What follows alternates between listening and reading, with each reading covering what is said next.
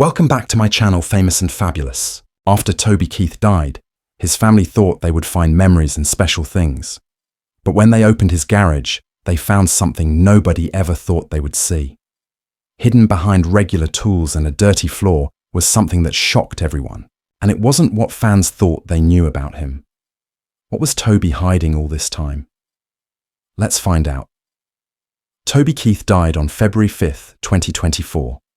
And it was a very sad day for country music. He was only 62 years old when he left behind his amazing career and a special place in the hearts of his family, fans, and other musicians. He died peacefully at home with his loving family around him after fighting stomach cancer for 2 years. People really looked up to him because he was honest about being sick while still inspiring people with his music and shows. The fight was really hard. Doctors told him he had cancer in fall 2021. And Toby had to go through chemotherapy, surgery, and radiation treatment. Even though it was tough, he stayed strong and often told his fans how he was doing to let them know he was still fighting. He even went back on stage in 2023 to perform some shows, proving how tough he was and how much he loved performing. People who knew him well said his determination was amazing, showing the same toughness that helped him go from a small-town Oklahoma boy to a famous American musician. Toby Keith won the Academy of Country Music Entertainer of the Year award 5 times, got the Merle Haggard Spirit Award, and was put into the famous Songwriters Hall of Fame. His hit songs, from patriotic songs like Courtesy of the Red, White, and Blue to touching songs like Should Have Been a Cowboy, became part of American culture. Losing such a voice meant losing someone who told America's stories. People felt really sad right away when he died. His children wrote beautiful messages that showed not just the famous person, but the dad they loved. His daughter Crystal, who also became a singer, called him my hero. Words that showed how much she loved and missed him. His son Stellan remembered him as someone who was strong and helped guide his life, honoring not just his dad's career, but the man who helped shape who he became. Fans all over the world shared these feelings, posting memories, concert videos, and sad messages on social media. Other singers also talked about how much Toby had influenced them, often saying he was bold and never gave in to what the music business wanted him to do. They didn't just lose a star, but someone who was real and honest, a man who lived by his values in both his music and his personal life. While his earthly journey was over, his voice and the lessons from his fight against sickness stayed as reminders of courage and never giving up. But even though everyone was very sad, people still wondered what his private life was like. What was life like behind the scenes at his home? Away from the spotlight, Toby Keith's home and garage held stories of things he loved, his memories, and maybe even secrets no one knew about. And it was there, after he died, that the world would learn about another side of him. In the early 2000s, when Toby Keith's music career was becoming really successful, he made a choice that showed both his success and where he came from. He bought a 160-acre property near Norman, Oklahoma, and named it Dreamwalking Farms after one of his favorite albums. He didn't choose this place just to show off. It was a place where he could keep his family close and build a space that felt like home, not just something to brag about. The main house was almost 9,000 square feet and was built for comfort instead of showing off. It had big living areas where family could spend time together, a theater for quiet movie nights, and a kitchen that quickly became the most important room in the house. Just a short walk away, a 2,500-foot cabana was ready for afternoons of relaxing, barbecues, and hanging out outside. The property also had a private fishing lake with a fountain where the country star often spent quiet mornings thinking, and a racquetball court that brought lots of fun and energy during late night games. For Toby and his wife Trisha, Dreamwalking Farms became more than just a big house. It was where they raised their children, had celebrations, and enjoyed privacy that being famous often tried to take away. On the property, you could find a racquetball court, lots of open space for outdoor games, and peaceful corners where life slowed down to a rhythm very different from the tour bus and stage lights. But the property had one more thing that made it specially Toby's: a huge garage. What he kept inside was way more than ordinary cars, and the collection it held would surprise even people who thought they knew everything about him. Walking into Toby Keith's garage was like walking into a museum of American muscle cars and memories. Every corner had not just powerful engines, but history. Each car was carefully chosen to show a man whose songs and life celebrated toughness, freedom, and where he came from. One of the shining machines was a 1969 Mach 1 Ford Mustang. This was one of the most loved car models of that time. With its long hood, fastback design, and loud V8 engine, it showed pure power and speed. Painted in bright colors and lined with bold stripes, the Mach 1 wasn't just a car, but a way to make a statement. Fast, fearless, and unforgettable, just like Toby's own personality that everyone knew. Next to it sat his 1972 Oldsmobile Cutlass, a car that people loved because it had both luxury and strength. Its curved body, shiny chrome parts, and smooth driving made it one of the best cars of the 70s. This car brought two worlds together, offering both muscle and comfort, just like the two sides of Toby himself, the tough performer and the family man who loved quiet evenings at home. Then there was the 1977 Pontiac Trans Am. Everyone could recognize this car because it looked like the one from Smokey and the Bandit with its black paint, gold Firebird symbol across the hood, and roaring engine. It wasn't just a car, it was pop culture on four wheels. Having this car showed Toby's fun side, his love for the movie legends that shaped a time period, and his own love of being bold and showing off. But maybe the most important car in the lineup was his 1963 Chevy Impala. This car was carefully fixed up and was more than just shiny metal. It was his father's car, a real connection to the dusty back roads of his Oklahoma childhood. The wide chrome grille, classic lines, and rumbling engine brought back memories of family drives, laughter, and lessons from a man who helped shape him. For Toby, every ride in that Impala was a trip back home. No matter how far fame had taken him, each car in the garage spoke in its own way. The Mustang roared ambition, the Cutlass hummed balance, the Trans Am shouted nostalgia, and the Impala whispered legacy. Together, they made a chorus of Toby's life, lined up on polished concrete floors under the glow of overhead lights. For Toby, cars were never just machines. They were memory keepers that carried the stories of oilfield dreams, the excitement of open highways, and the simple joy of working on engines with dirty hands. He didn't just collect them, he lived through them, letting their engines echo his own journey through music, family, and fame. Just like these cars told pieces of his story, so did his life's journey. From a small-town dreamer to one of country music's biggest stars, a road filled with toughness, struggle, love, and victory waiting to be explored. Toby Keith was born on July 8, 1961 in Clinton, Oklahoma, and grew up in nearby Moore. His beginnings were based on hard work and small-town toughness. As a teenager, he joined his father in the oil fields, getting up before sunrise to work long shifts that taught him discipline and how to keep going. But even while working, his heart pulled him toward music. Nights were spent playing in smoky, local bars with his band, the Easy Money Band. These two experiences, working in oil during the day and chasing songs at night, shaped his toughness and his dream of becoming something more than just another field worker. When the oil industry fell apart, Keith had to make a choice. With the oil fields gone quiet, he tried playing semi-professional football, joining the Oklahoma City Drillers. Football taught him teamwork and toughness, but his real love stayed with music. Eventually, he went back to it with more focus, determined to write songs that told stories of ordinary life, love, and struggle.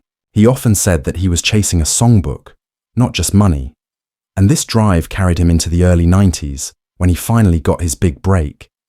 In 1993, Keith's world changed forever. His first single, Should Have Been a Cowboy, shot to the top of the charts, starting a career that would last for decades. The song became an anthem and made him famous almost overnight. Platinum albums came next, along with hits that defined a generation of country music fans. Keith didn't just stop at singing. He built a business empire.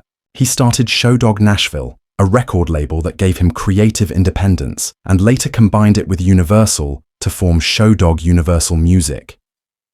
Along with music, he proved himself a smart businessman, getting a part ownership in Big Machine Records, the same company that would launch Taylor Swift's career. His business sense went beyond the stage, proving he understood both art and business. But while the spotlight grew brighter, his personal life stayed his anchor. Keith married his high school sweetheart, Tricia Lucas, in 1984. They met in a bar when she was 19 and he was 20, and she later remembered that he was larger than life even then. Confident, charming, and romantic. Their relationship stayed strong during tough times, when money was tight and dreams felt far away. Over the years, she also said that Keith had moments of undeniable charm, adding, "Most people think he is just the most romantic person on the planet." Together, they built a family, raising 3 children, Shelley, whom Keith adopted after their marriage, Crystal, who followed in his musical footsteps, and their son, Stellan. Through all the touring, long nights, and the craziness of fame, Tricia was by his side.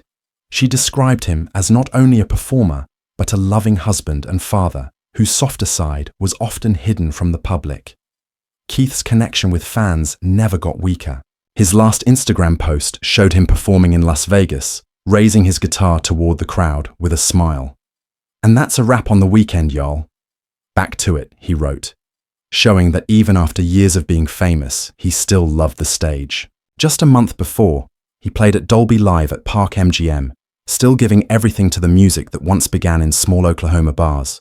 Let's go back to his garage.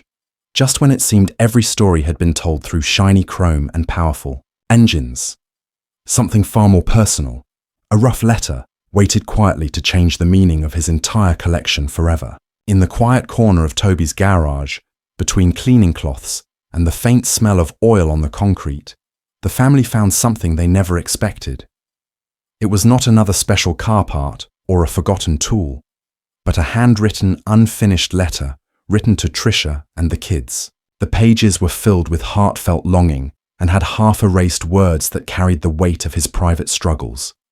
It was a discovery that showed more about Toby Keith than countless public interviews or big performances ever had. What?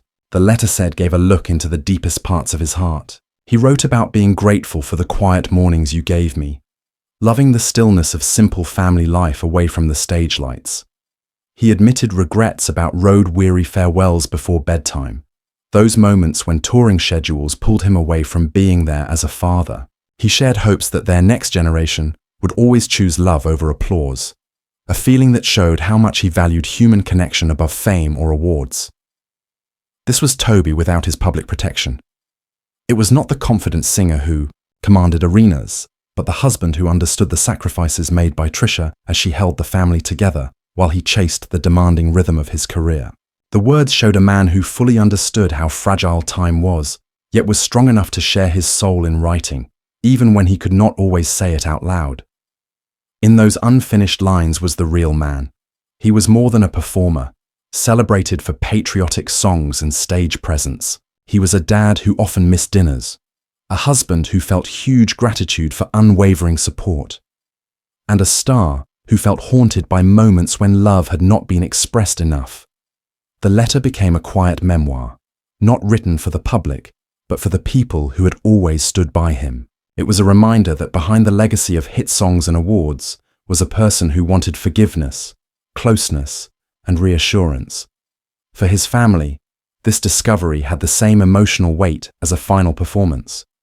It was a gift that let them hold on to his voice in a way no recording could. Each unfinished sentence, each crossed-out word was a window into his vulnerability.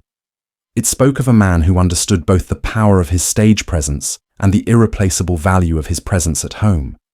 But just as the letter showed his deepest emotions, another chapter of his life raises questions. How he prepared for the future, what his will said, and the true amount of his net worth. When he died, his net worth was estimated at around $400 million. This amazing fortune came from many places, chart-topping record sales, owning his own record label, his popular restaurant chain, I Love This Bar and Grill, a mezcal brand that grew under his vision, and an early strategic stake in Big Machine Records that turned into one of his smartest investments. His career, always larger than life, became a plan for how musicians could expand their reach far beyond the stage. But behind these financial victories was careful planning.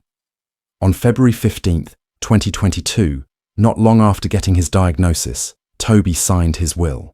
The timing showed a man who knew how important it was to protect those he loved most. The will named his wife Tricia and their 3 children Shelley, Crystal, and Stellan as the main heirs. But it did more than divide numbers on a page. It also covered secret business interests and ongoing ventures that Toby built over decades. These parts made the estate not only valuable, but also complicated, requiring careful handling to make sure his work and legacy continued. Tricia soon stepped forward to take on the job of managing the estate. She did so with dignity and caution, filing requests for probate documents to stay sealed. This decision, though unusual for public figures, showed the family's desire for security. In today's world of constant exposure, they wanted to protect personal information from unwanted eyes. Even their home address and sensitive family details were legally protected, a rare step that showed just how much Toby's loved ones valued privacy. Beyond money and contracts, his estate also spoke of loyalty and protection. It showed the man who, even at his weakest, thought ahead to make sure his family would be strong. His fortune was huge, yes, but its true weight was measured in the love he secured for Tricia and their children. It was more than numbers. It was a safety net woven from years of non-stop effort, sleepless tours, and bold decisions that few others would have risked. After Toby's death, other artists and public figures responded quickly, honoring both his legacy and his character.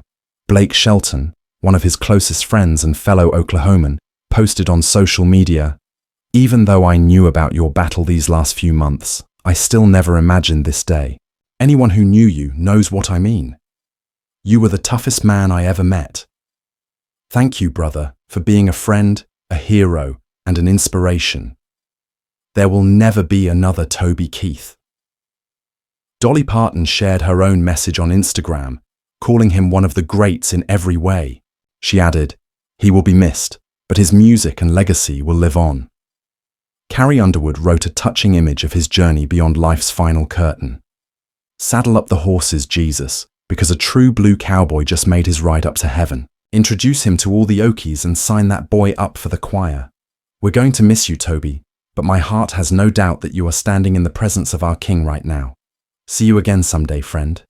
Randy Houser paid tribute, with music, playing Keith's classic, "I Love This Bar" live, before writing an American icon. They do not make them like him every day, in my opinion. Rest in peace. Job well done. Beyond the music, other voices like Ricky Skaggs called him one of the good guys, praising his patriotism and generosity, while Lee Greenwood talked about their shared love for the military and performing for troops. Toby Keith will be remembered as more than a country music legend. He will be loved as a voice that spoke to the heart of America. His songs captured toughness, pride, and love in ways that connected generations, and his larger-than-life presence, on and off the stage, leaves a legacy that will inspire artists and fans for years to come. How do you think he should be remembered most, as the powerhouse performer, the devoted family man, or the patriotic voice of a generation? Share your thoughts below. How do you think he should be remembered most, as the powerhouse performer, the devoted family man, or the patriotic voice of a generation? Share your thoughts below.